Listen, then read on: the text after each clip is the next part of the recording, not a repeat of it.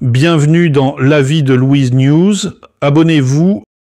Le dernier centurion de la politique est décédé ce 7 janvier et dont le moins que l'on puisse dire est que mort ou vivant, il aura clivé la société française par sa personnalité et ses prises de position politiques.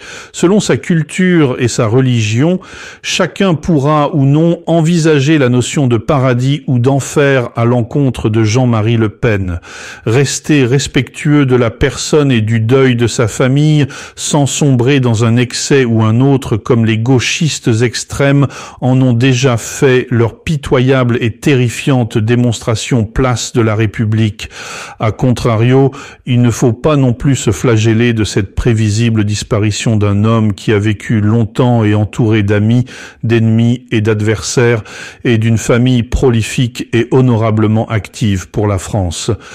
Comme base de réflexion, je vous propose donc cette petite histoire humoristique et philosophique sur son destin terrestre controversé et post-mortem supposé.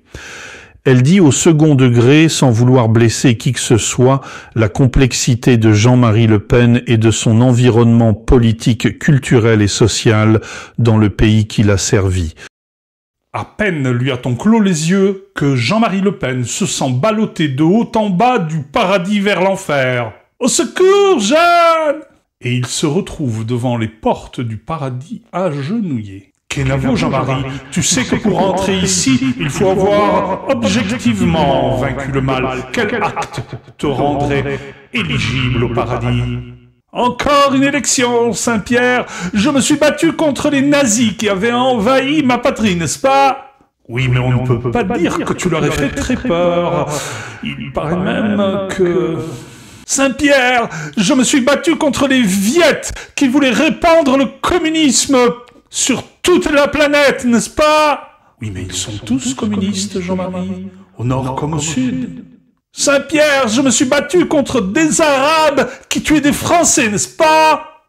Mais Jean-Marie, il y a toujours des attentats en France. En hochant la tête, Saint-Pierre, en désespoir de cause, commence à fermer les portes, et Jean-Marie, désespéré, l'interpelle une dernière fois.